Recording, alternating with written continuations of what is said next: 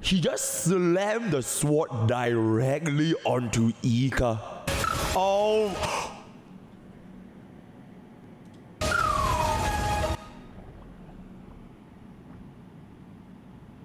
Welcome, summoners. And today we're gonna be taking a look at a very, very special compilation as the local, global, rank 1, rank 0, tier 0 Honkai Starbucks, Honkai Star Rail, player. We are gonna be taking a look at pretty much the animation power creep that HSR has been doing all the way from version 1.0 through to version 3.5, which is, I'm assuming, inclusive of Lygus. So just take a step back, right? Chill, sit down, grab a cup of milk, right? Just cozy up in your blankets as we're gonna be walking back down memory lane all the way back to April 26. Honkai Starbucks version 1.0.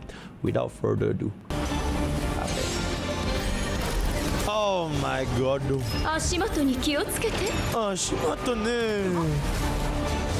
I didn't know we had Akron in 1.0. Oh, Gepard. Oh, Svarog. Oh my god, look at that animation. Oh, she's done. Wait, what? Wait, how?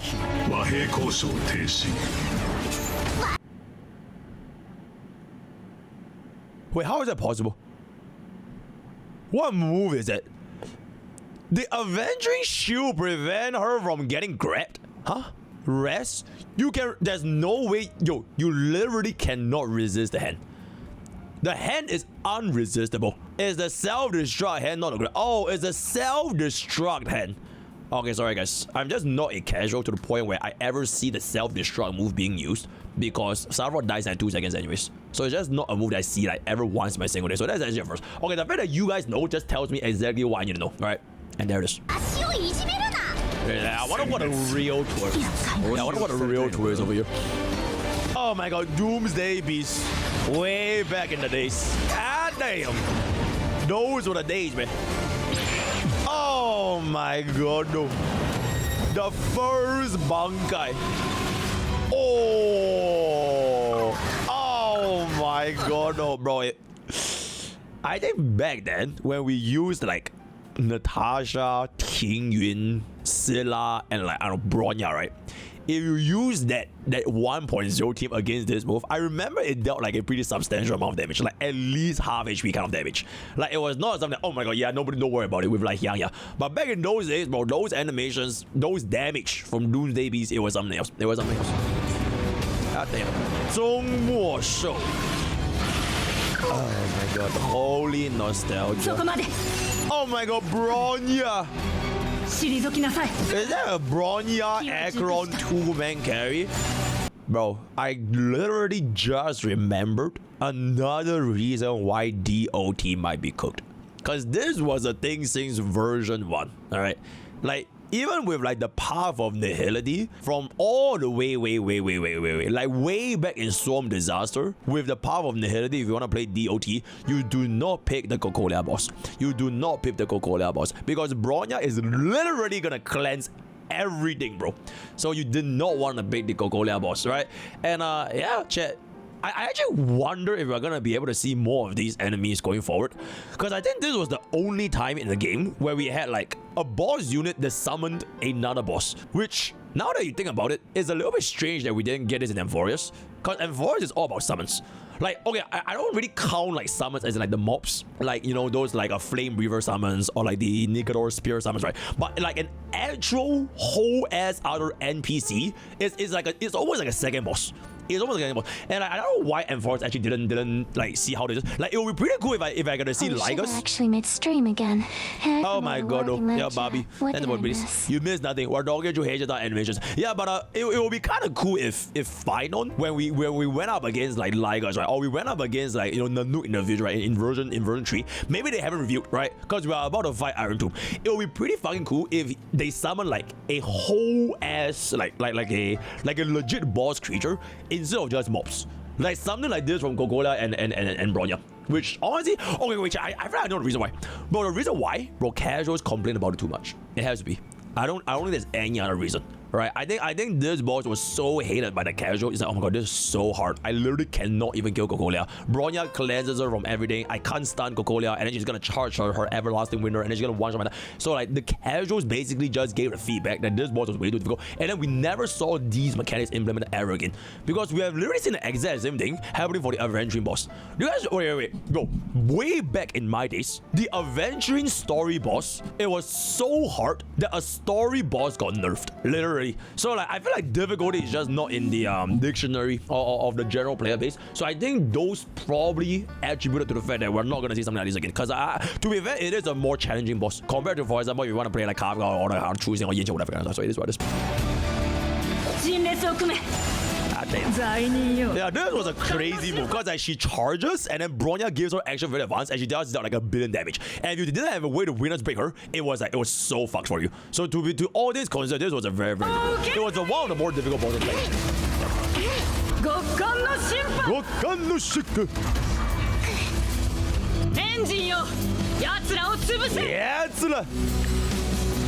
Boom! Oh my god, I remember having animation like this. Oh my god, Cocolia was...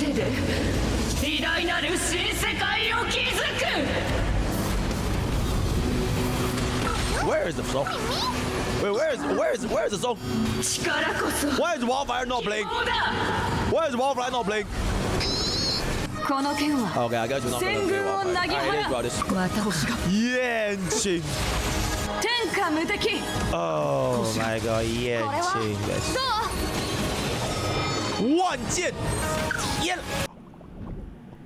He just slammed the sword directly onto Ika. Oh my god, he really wants to kill Ika, bro. It was just all in a single Ika. Oh.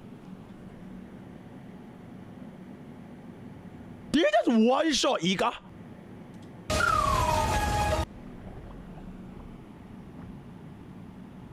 Oh no, bro, that's why we didn't get Yanqing, bro.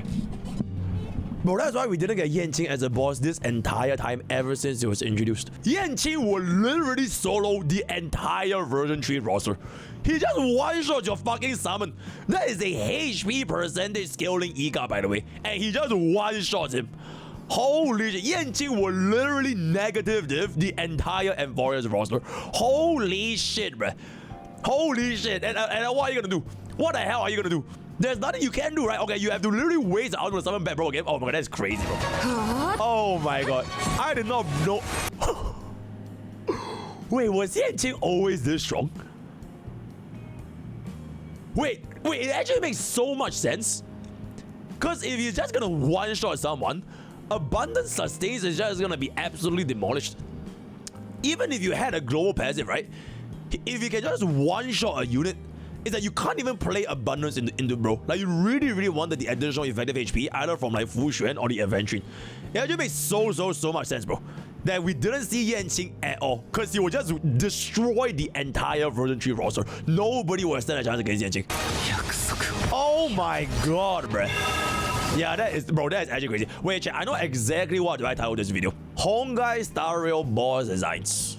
Right, Honkai Star Rail experts reviews all boss enemies, all bosses, or all endgame bosses. Yeah, all endgame bosses. I think that's pretty good. Okay, wait, if we are gonna be going about it, so it's no longer just an animation. Okay, editor, take note. This is no longer just an animation react. So like, what I want to do is basically after each boss, I want to just yap a little bit about the bosses, not the animation, but like their kit itself. Cause bro, it actually makes so much sense now. Look at Yanqing. He was so fucking strong, bro. Like he can one-shot anybody. From like, bro, is that 7,000 HP Sunday? Okay, granted this is probably an SU, so he's probably like giga buffed. But to be fair, you are probably... Wait, no, it's a normal... Oh, he has 7,000... Wait, what? Oh, now you're done. Now you're done. Bro, I thought it was like a giga nuclear from the SU, but... Okay, so this is Yanqing in his natural habitat. Okay, there's SU, but this is like a normal ass Sunday, right? So it's a normal Sunday. So this was a 70 HP, and then once you remove it, when you go back to normal HP, you just don't stand a chance. Oh yeah, you're done. Yeah, absolutely. Okay, wait, just a quick recap a little bit up until Yanqing. I think Gepard, his boss is pretty straightforward, right? You break the shields, you basically get the job done, right? Touch the units once, and the thing moves away. So I think Gepard is more or less quite straightforward. For Svarog, who we're literally playing right now, Slam DOT and then bada boom bada bang, Gary of the hand whenever possible. And then for Doomsday Beast, bro is Ebon shadow material. Depends on the buff you're gonna be getting. So probably not gonna see him in MOC. Cocolia was absolute cinema. We'll hope that we can see more of this in the future. So that's that. Moving on into the next boss. Ebon here.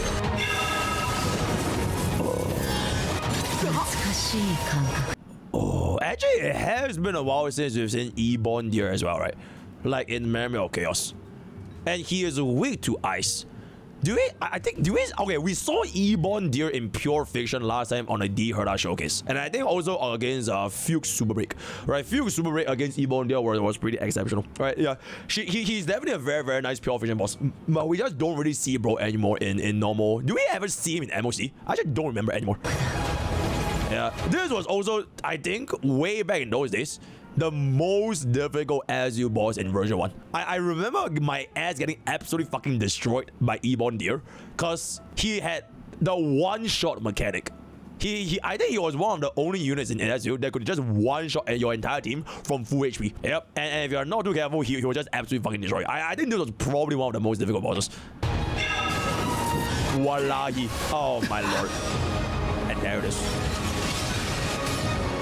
Oh, Giantess.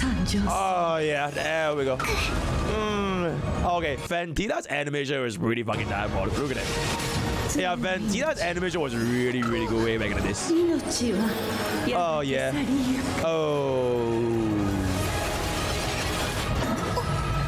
Oh my gosh, she survived. Holy shit, wait, yeah, I survived it. That is crazy. Oh, that is crazy. Okay, they're all kind of the same here.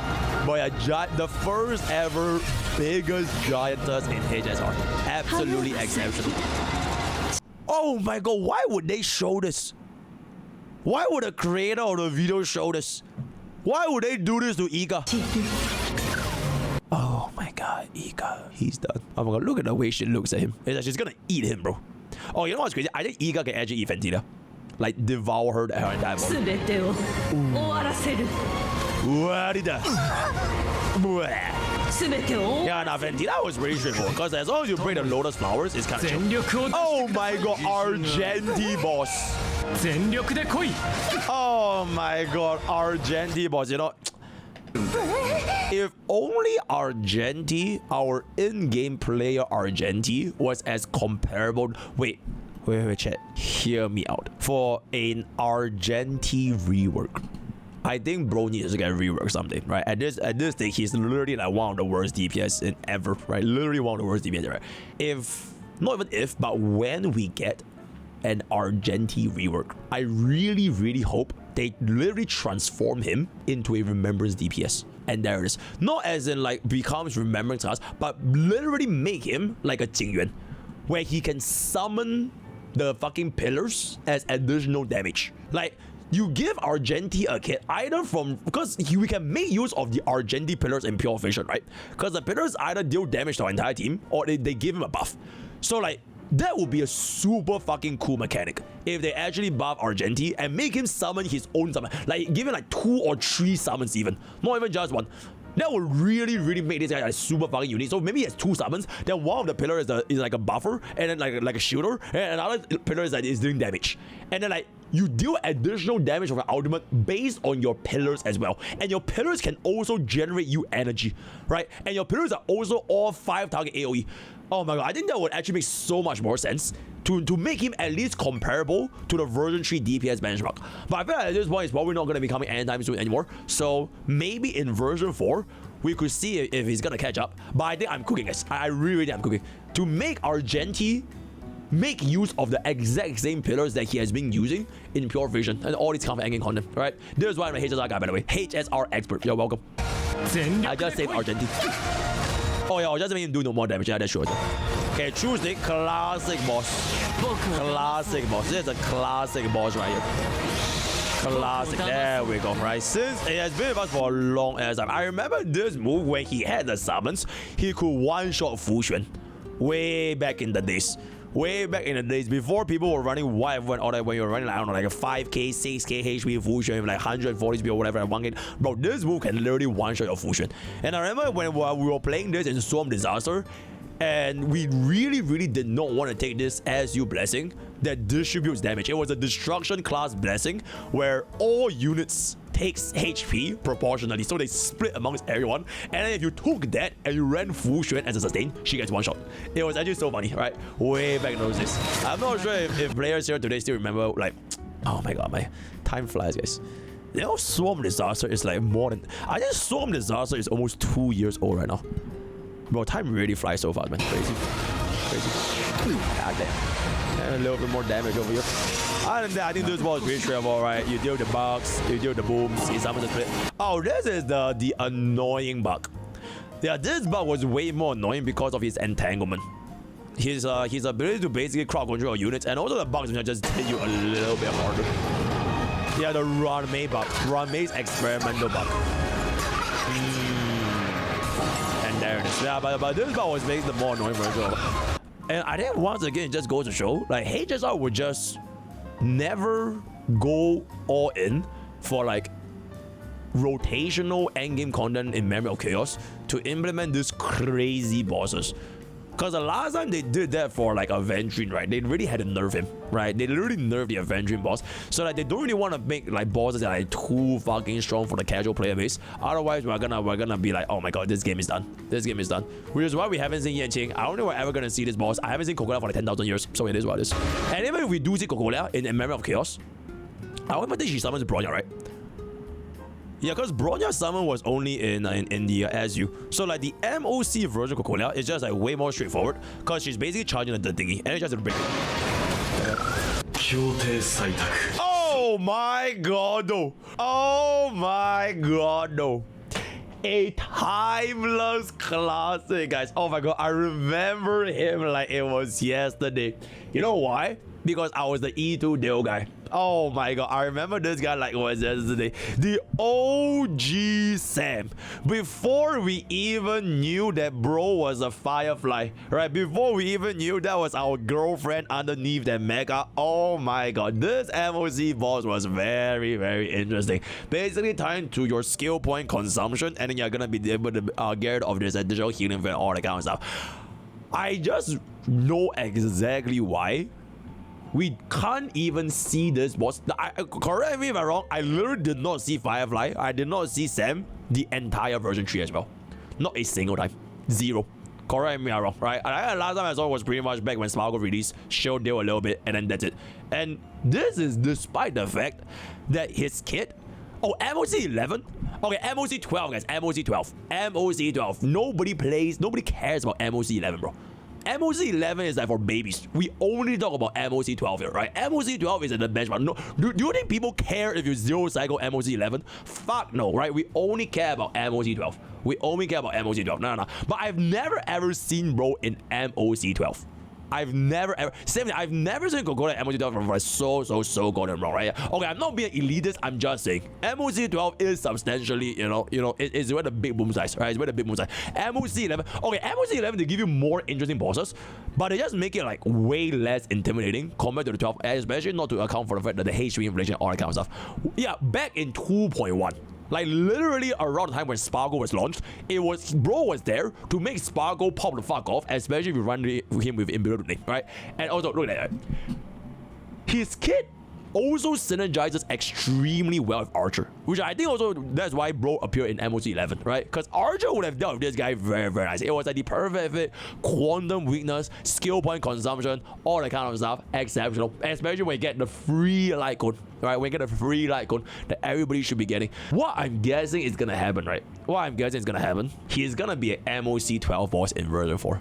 He is going to be an MOC 12 boss in version 4 because that's where the shilling for all of the HP buffs, they are eventually going to be going away. And they need to find a way to sell a problem for anti-heal. It's business 101, right? This entire patch has been abundance, HP scaling, heal, sustain, right? Blood buff, right? All the kind of stuff, all the heals, right? HP. They need to find a solution that now the players have spent their resources, right? Investing in this health, this sustained meta. The moment you pivot away from HP, right? The moment you pivot away from from the heals, this guy's gonna come in. And that's where I'm guessing if something similar is coming up, perhaps. I'm not sure if it's gonna be a case because Dang Heng is the brand new deal, his preservation, right? His preservation. So maybe I still don't know what the deal does, but like preservation should give you additional effective HP, either with like additional shields or with like additional max HP,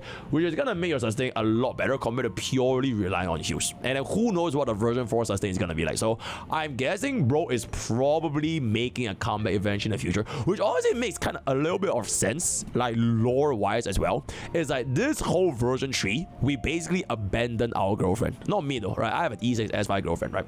You guys abandoned your girlfriends, right? You guys abandoned Firefly. Not me, right? So for one whole year, we just didn't answer her calls. We didn't say goodnight to her, right? We didn't even text her. We didn't even send an update, right? We're just out there doing what the fuck we were doing, you know? And come version 4. Oh my god, you're done. It's just so funny that I think bro's kit literally counters this entire team. Like your heals and sustains is literally 90% NDU, if I'm not wrong, right? Like 90% NDU. So like the angry girlfriend is literally out here countering down our M4's girlfriend. I just thought it was pretty interesting over here. Right, anyways, exceptional. Shodo Saksen. Target. Yeah, this team goes really, really hard. Oh my god, this team goes. Oh my god, Mimi. Ooh, memory zone meme. Something unto death. Go. Oh, go green. Wow. And there it is. And there it is. Oh, yo, fun fact. This works with Phynon, by the way. So if you use Phynon against this guy, it is gonna be a lore accurate name. It will be something unto death. So, oh yeah, to be fair, yeah, you can just tank it. Yeah, Phynon can just tank it. Don't even worry about it. Yeah. But this literally works with Phynon. So I think bro will also come back eventually at some point in the future, right? When we need to show Super Break again, I think we're gonna see a comeback. But I feel like going forward, right? Not all bosses will come back as well. It's a little bit like you know the HSR musical, like the version 1 musical, like the what you call it, the concert, right? HSR version 1 concert, then version 2 concert, and then we are probably gonna be getting a version 3 concert. You bring a few old songs back, but there are also gonna be new songs. So just like I'm assuming by the time we go into version 4, they're gonna introduce this whole brand new cast of like version 4 new bosses, new endgame, new mechanics to play around, and then maybe you'll handpick a few from version 3, even fewer from version 2, and I don't even know if version 1 will ever sell out of it. So like the more this game progresses, right, I think some bosses will just probably, yeah, it's like an extinct animal, right? You can only visit back them in SU. Like SU is like a petting zoo where you get to say hi to all these monsters we fought back in like the past 3 years, right? But by then version 4 goes around, I think some of them might not even come back. Because like, he was really meant to, it was really, really good for DOT, right? Because the DOT goes up against the cages, right? I think we also use bro with like racial Hobes, right? Firefly, exceptional, right? Super break, rap, all that kind of stuff, right? But if the next version update just goes like a completely different way, it's a little bit hard to see him.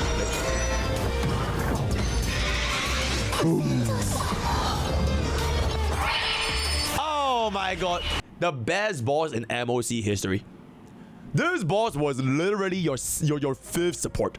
if you can play around with his mechanics. It was one of, if not the best bosses in MOC history, right? Even though if you run average edition, right, if you run AoE, if you run Red Bar, if you run Super Break, you know, it's super straightforward.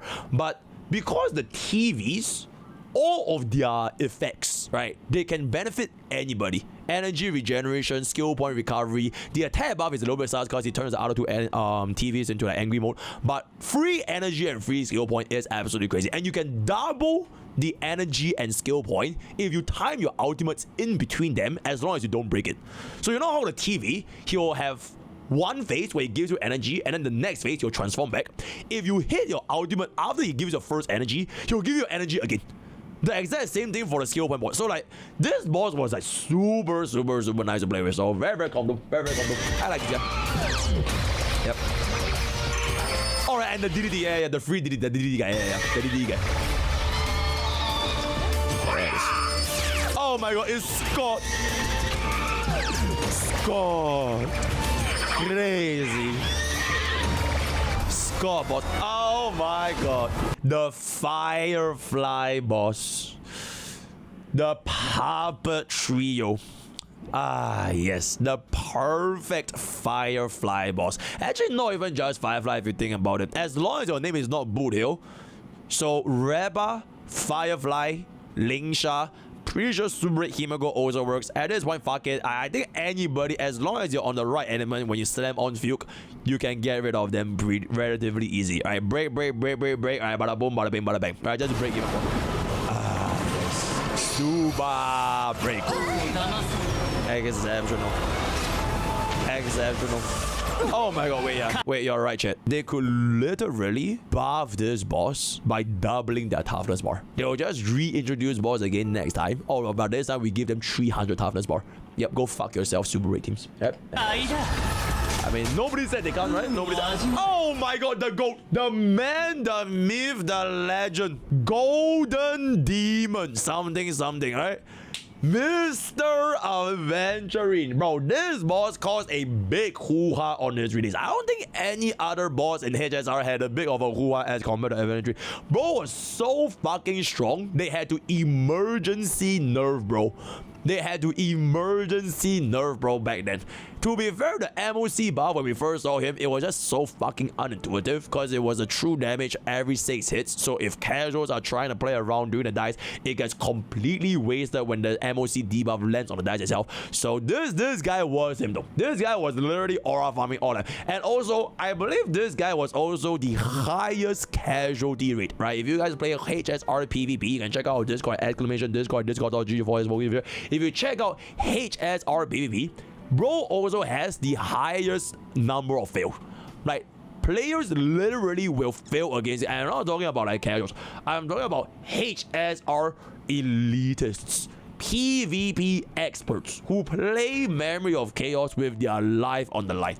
And this guy had the highest number of casualty rate because his damage was really quite substantial. And in an environment where you can't really pick the best sustain that you want, you know, the most confident sustain, and you misplay or something, you're kind of just gone, right? Very nice. Exceptional. Or you can just be a Boothill mate. Boothill just completely invalidates this guy. Oh man, do you remember back in those days? Okay, now we think still did. I think we managed to do Boothill once. I go back in the days, bro. If they make Aventurine's toughness bar higher, bro, that would be an issue, man. That would be an issue. All right, because right now Boothill's entire rotation, it's still just so perfectly you're able to manage an instant break, right? 1 out into 3 stack pocket trick shot enhanced break, or like an E1 or whatever, he's done, right? A single burst combo will instantly break him. But if they give bro like more toughness bar in the future, oh my lord, man, I think Boothill might just go extinct. Because this is one of ironically the best bosses for Boothill, right? He can instant break him. But the moment they make his toughness bar a little bit higher, because it's not like you're gonna buff Boothill's toughness bar breaking efficiency, right? You can't buff toughness bar breaking efficiency aside from the current methods we have, which is like what, Run Mei and like E1 Fuke. There's no weakness break efficiency subset, right? There's no break efficiency. Oh my god, chat, wait, I just realized. Bro, they're gonna power creep Glamoth by introducing a 4-piece break efficiency. And there it is. 4-piece break efficiency with super break damage. Oh, that would be hella crazy. That would be the revival of DOT. No. Similar to the revival of DOT, because DOT had a little bit of a revival with Rivalry, right? The Rivalry 2-piece was like the power grid to kill them off. Okay, so maybe not 4-piece, because 4-piece Iron Cavalry was still very nice. But the 2-piece Cavalry is a little bit sus, because the 6% speed is kind of like whatever, right? So maybe if they want to buff these kind of bosses, toughness bar, they could reintroduce like a mini super break patch where they give like a 2-piece break efficiency. Oh, that would be hella fucking cool. Like 10%, 20% break efficiency. Then it'll help you manage a little bit more for the toughness bar. There we go. Bro, I swear to God, HS just hire me as a designer. I know everything about this game, right? As the HSR guy, meta, casual, free to play, what the players are thinking of, what the endgame rotation is gonna be like, how the boss are gonna be, sell the problem, sell the solution, bro. They should just hire me at this point. Yo, that way, please hire me, right? Please hire me.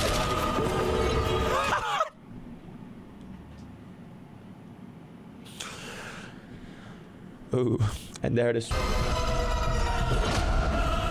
Oh my god, bro didn't even resist a fucking shield, by the way. Oh my god, he didn't even resist the fucking imprisonment. Even though bro had the effect rest. Oh my god, bro, it's time to buff Aventurine, man. Just buff Aventurine. Oh my god. 效果抵抗。All in. Very nice. All in the exceptional boss. And never. Kaida. Oh my god, no. Yo, editor, play hands up as I touch the rhythm and disappear. Yeah, play the song right here. Mr. Harmonious. Oh my god. Unfortunately, he's a bit too big to be a Memory of Chaos boss, so it is what it is. For Ebon Shadow, oh my god, bro. These were the. Do you not feel old? These were the golden days of Super Break, bro. The golden days of Super Break, right? Papa Trio, Banana Boss, and then this Sunday Butter Bitch. It was the prime. They were untouchable, bro. Literally untouchable. Nobody could come close to the ease of play as well as performance with this Ebon Shadow, right? Literally built way back in the day. Zashu. Oh, Yanqing.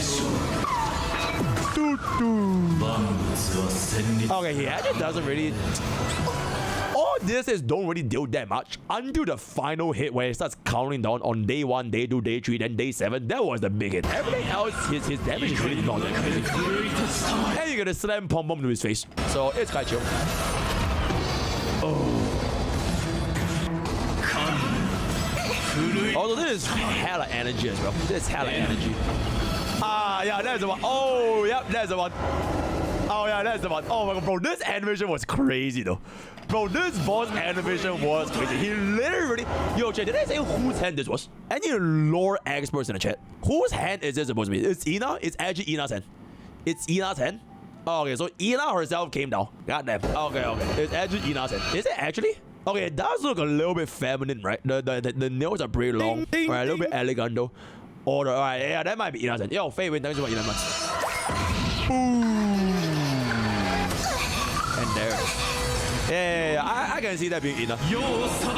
It makes sense scale-wise. Okay, this is how big this giant was, by the way. Because this is Sunday sitting in the giant mech.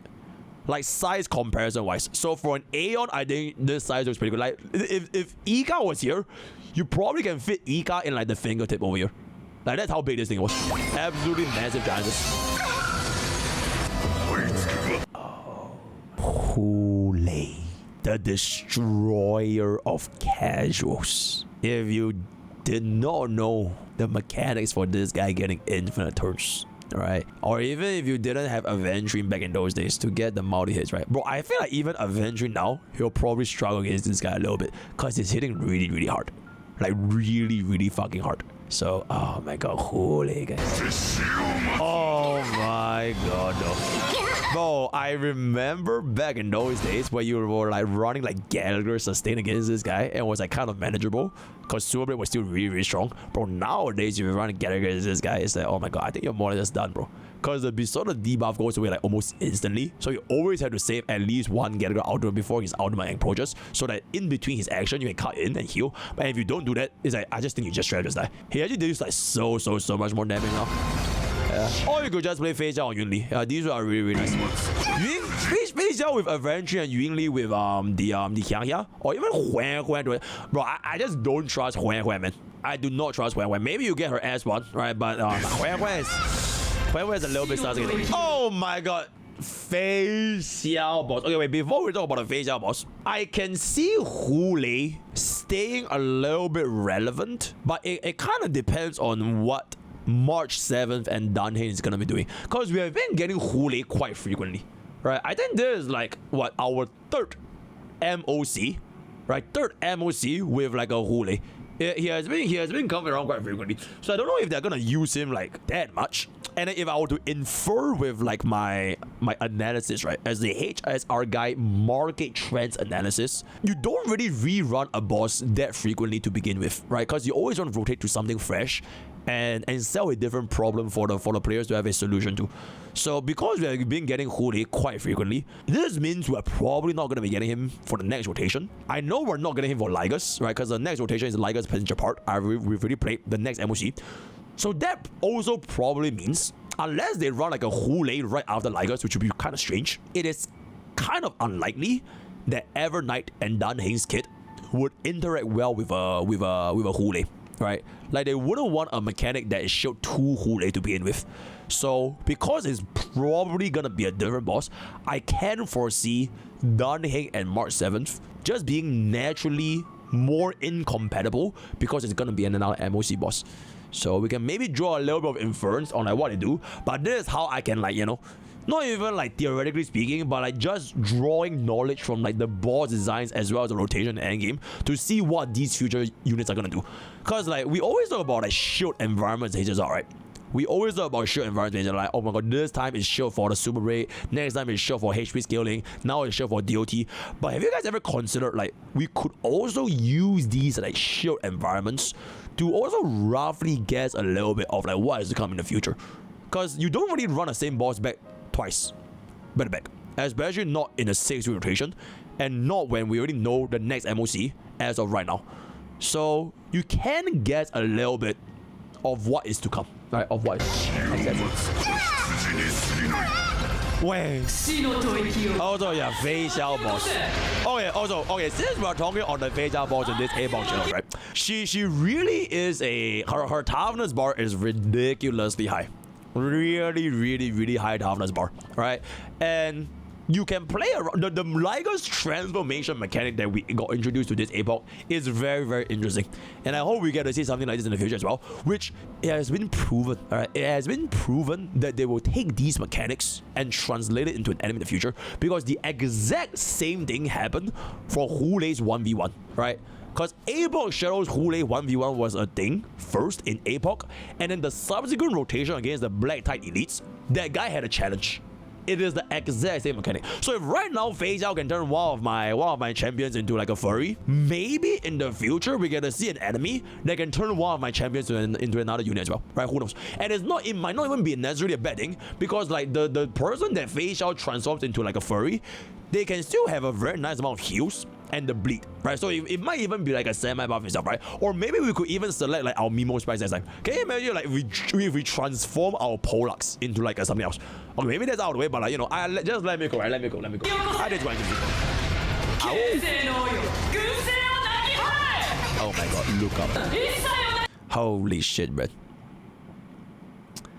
Oh my god, Feixiao is so fucking pretty, man. Oh my god. She really is the best unit in this.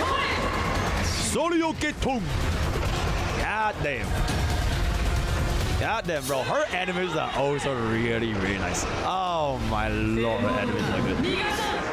Nigasate. Oh my god, Nikador avocado. Oh damn. And there it is. Yo, I can see this guy coming back.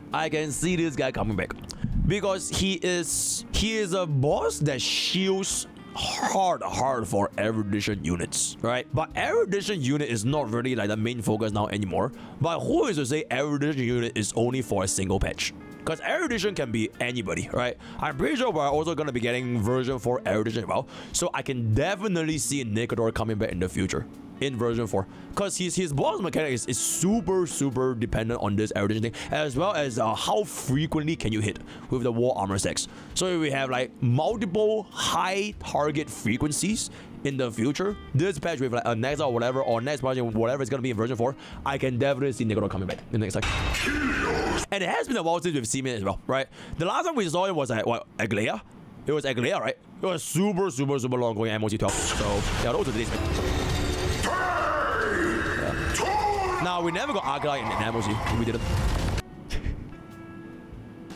This fucking casual.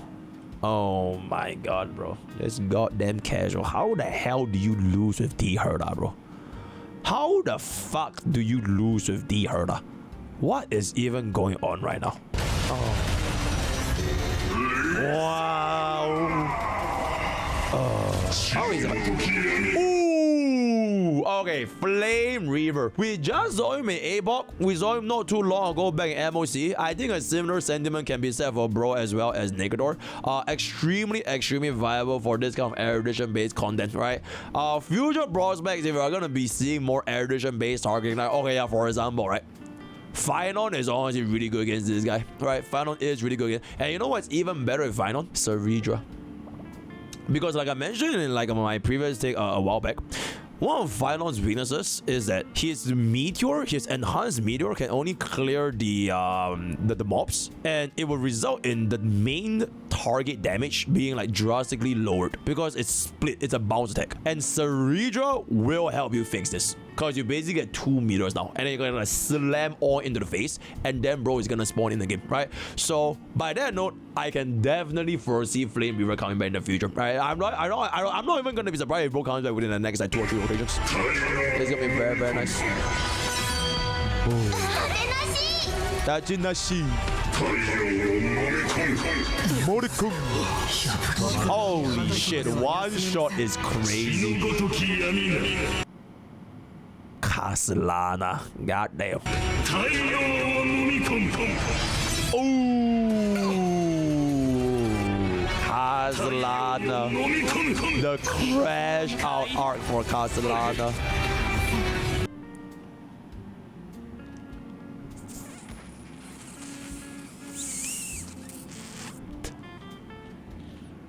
Respectfully, I don't really like this guy.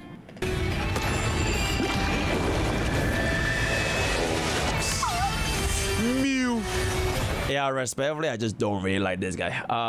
Mr. Pollux. I think for all of the bosses that we have seen so far, right? We have went through like more than 20 bosses by now, right? Almost 20 bosses, right? Which has been like, Mr. Pollux. This boss, honestly, I think it should have been an Epoch Shadows boss. Like, if we're gonna be keeping a mechanic like this specific for HP, perhaps Epoch might have been a better solution, because you can make use of the 3 different buffs that you can have in Epoch to make it a lot more accessible. But because MOC right now is still stuck in 2023, where we have no particular 3 buffs to select from for Team 1 and Team 2, even though we have the same thing for Pure Vision and Epoch Shadows. So I don't know why the fuck MOC doesn't have it, because we're still in 2023. Because we don't have the access to those options, you are literally just left with either playing Caceres, or you're gonna be having a much more difficult time. It's not unclearable, right? I'm not fucking casual, alright? We can still clear this, but the amount of like comfort when it comes to this is really rough. So for example, right, I remember me using my E6 S5, okay, identifies as a E2 S1 Firefly Super Braid team, right, with a sustain against this mother bitch. Oh my lord, bro, it is a pain in the ass. We still cleared, right? I think we cleared like 2 or 3 cycles. We still cleared, but holy shit, bro, it was a massive fucking pain in the ass. Because the first half is still okay, right? The first half is still okay. The second half, when bro is like completely immune if you like break him too fast, holy shit, that was crazy. That was very, very uncomfortable. And I cannot imagine in good faith of like this. I really hope this guy never turns up ever again. And if he actually does turn up, it will be in Epoch Shadows, right? I hope this will be the Yanqing, right? This will be the Yanqing of version 3, because we saw what Yanqing did back then, right? Yanqing literally, if we brought bro into Amphoreus, he will just one-shot everyone in their mums. So hopefully bro just stays in Amphoreus and never comes out again. It is what it is. It is what it is. Boom. Oh my god, bro. Oh, I'll be looking forward to it. Oh my god, bro, this animation is crazy though. Oh my god. Okay, I think at this point, Aquila has the best animation in the entire game. A close second will be my wife Feixiao, but holy shit, Aquila's animation is absolutely fucking insane. Oh my god, no. That is absolutely crazy. Oh my god, no. Boom! Yeah, eventually when bro comes back in A-Box Shadows, it's gonna be great. And I wanna hear them sing Broy. I think this is definitely gonna be an A-Box Shadow boss eventually, right? Probably way too fat to be MOC, but looking for the A-Box Shadows. As it will be great. It will be cinema. Oh my god, and the phase 2. Oh my god, bro. It's so cinema, bro. No, they really went all in on the budget on this boss. It's so crazy. This is like the final of enemies. The final of all enemy bosses. Absolutely fucking insane budget. Holy shit. And bro, even Lygus. And I think with that, this is gonna be our last boss, right? This is gonna be our last boss. Okay, actually, between Lygus and Aquila, they are both really, really high quality animations as well, right?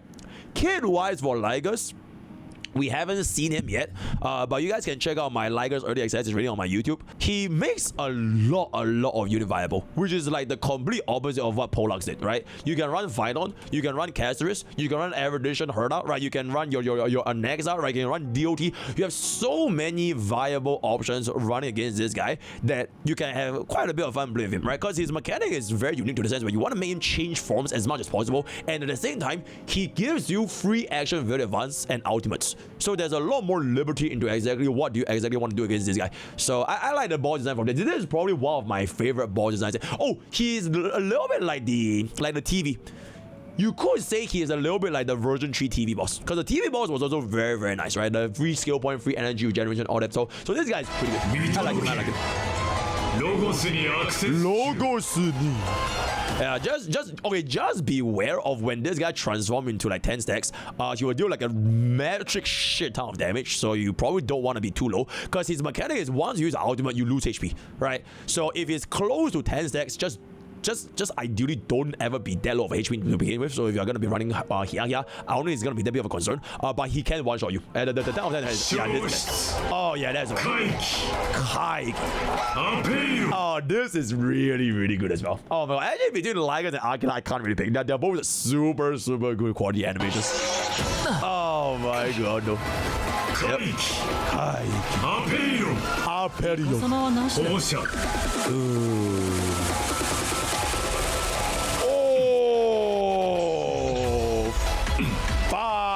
No, yay! I did not realize we had this, bro. This picture of March 7 is so cute with the Abubas. Wait, March 7 has bigger Ababa than Stanley. Do you guys see that? Right from this image, she looks substantially bigger than Stanley. Okay, anyways, with that, we have come to the end of Honkai Star Rail X reviews every single boss in HHS, all accounts are. So let me know what you guys think in the comments below for the boss design, their animation, their kits, how it's gonna be like right now, what you're looking forward to in the future, what is in there in version 4, is Dung and Ebon gonna change everything? So you guys come up very, very soon. Looking forward to that, right? Word of the day is gonna be Chainsaw. Join Twitch, join YouTube, join Discord, join our Patreon for all of our anime reviews, useful with 10% off gamers helps. All the best, welcome, Japus, and I'll see you guys next time.